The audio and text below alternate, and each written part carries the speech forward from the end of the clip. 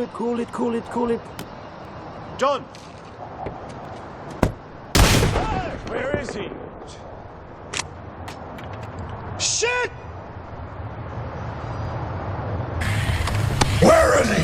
I don't know where he is. He found us. He must have friends. Friends? You met this guy? Someone knows where he is. Nobody's gonna tell you nothing. I will find him. I will find him, Laura. I will find him!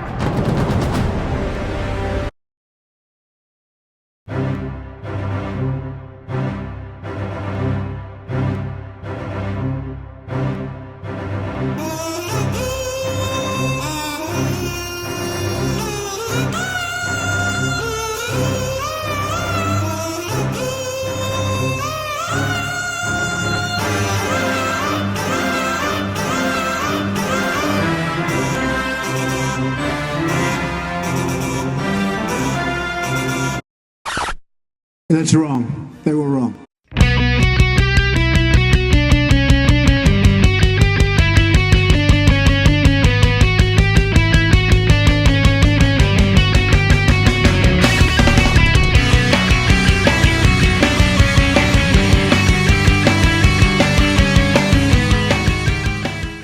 Douchebag with a gun here.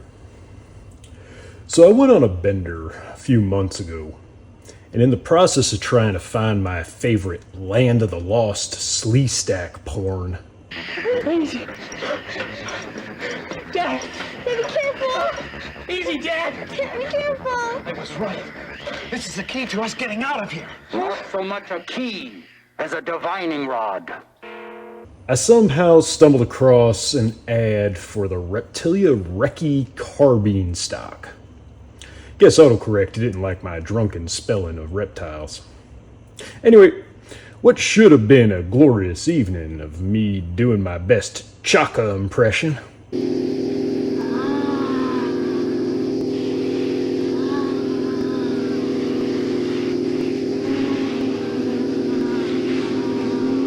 Instead turned into me getting butt raped for about $160 on yet another buttstock that I don't really need.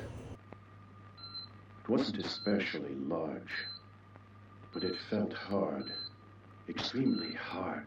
Now imagine my surprise when it showed up in the mail a few weeks later and I was all sobered up and had to piece together what the hell had happened. But at that point I figured I would just roll with it and see if the thing was any good. So what is it? Well, it's a buttstock, you fucking moron. Idiot! It does use a proprietary receiver extension, but it's all your standard guts on the inside, so buffer spring, buffer, etc., etc. So, unlike the Q Shorty stock, which uses a midget spring and a special buffer that comes with the kit. Now, installation was pretty easy. They didn't include any instructions with the assembly, which is pretty fucking retarded. Everybody knows you never go full retard. And instead, they force you to go to their website to get the details. That kind of pissed me off, especially since my workbench at the time was locked up in a Viet Cong sweat shack and that had no electricity, no internet, so I had to write everything down before stripping down naked and running over into my little sweat shack to get to my tools and slap the thing together before I passed out from heat exhaustion and, whatever. On the plus side, they did laser engrave anything that needs torque. They put the torque specs laser engraved and etched onto the parts, and there's only two screws that you actually have to mount up. So overall, it was pretty stupid easy to install once you found the instructions. So I decided to mount it up to my SIG 516 upper that was hiding in the back of the safe. Basically, it was the only upper that I had left that uses a standard receiver extension that I was willing to mess with the buttstock.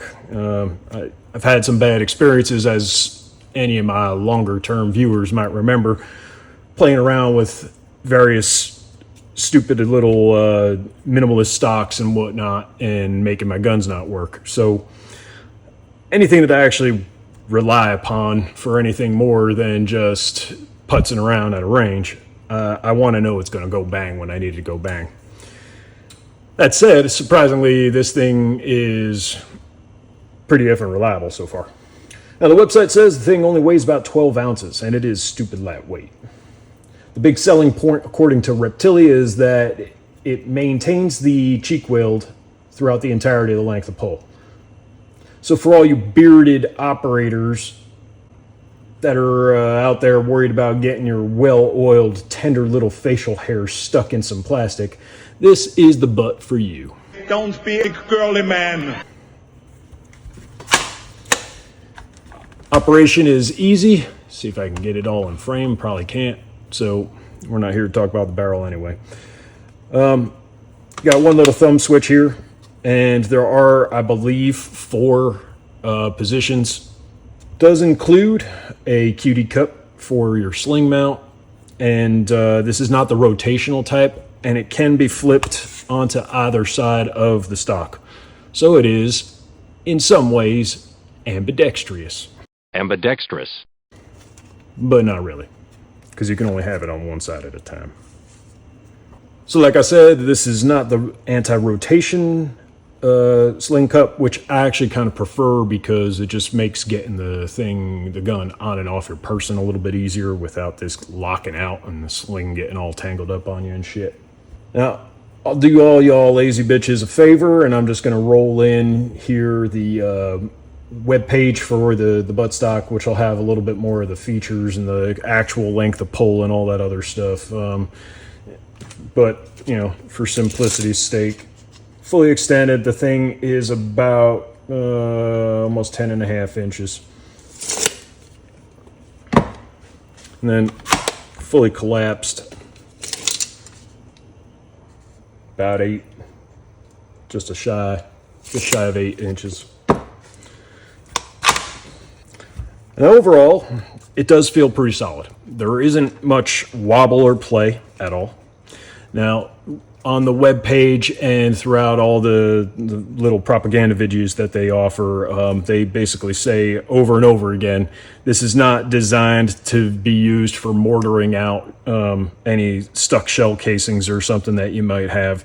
This thing is not that kind of bomb-proof stock, but for what you're actually going to be using it for, it seems more than adequate, at least for me. I don't know. I ain't running around in no friggin' Afghani mountains taking shots. I always kind of liked the Magpul UBR stock, which is very much a very comparable design to this, but that thing's $200 and it weighs 18 ounces. So it was a little heavier, a little bit more bulky, and at that $200 price, even for the newest model, it just always kind of scared me off. Guess I just never got drunk enough to order one, which is a little ironic given that I'm the same douchebag that bought 2 of them Q Shorty stocks, and those are $350 each. So how does it stack up? Well, it works fine. Feels good. It's lightweight. Does have a little bit of an angle on the toe of the butt pad, so just gives you just enough of comfort when you're running with a chest rig or plate or whatever. And it basically does everything that it's supposed to do, which is just, you know, stay in your shoulder and not fall off. Now, all that said, it ain't no CQB stock. So comparing it to something like the Q Shorty, which y'all have seen on the channel before if you're an old guy and you've been around me for a tick. But y'all can see you're still going to end up with a couple more inches. That's what she said. Even in the fully collapsed, but that's not what this thing's intended to do. This thing's, you know, and this one uses, again, a proprietary spring assembly and a proprietary buffer in order to get all this shit to be that compact. But again, it's all about the purpose, and the nice thing is about this, they both do have that steady cheek weld regardless of the position. But also, this is Q Shorty, you only get one position. So it's not really a good comparison. If I had one of the Magpul UBRs, that would actually be a much better comparison, because design-wise, that's much more similar to this. This is functionally very different, so it doesn't make for a good comparison, but it's what I had right next to it in the safe, so I decided to pull this one out for the sake of the vidya. So overall, I do think that this is a pretty good product. Get this other fucker out of the way. In fact, if I were a twat like that guy Snooch, I'd give it thumbs way up. But I ain't him. Well, that's all I got for now. As always, thank y'all for watching. Thanks to my subscribers for sticking around. I will point y'all over to my brother's channel, Dooshbag's brother Dick, using the link in the video description down below. He's still hibernating until after the election or some shit like that, but he's around. Until next time, remember. I don't know who you are out there, but I have a gun.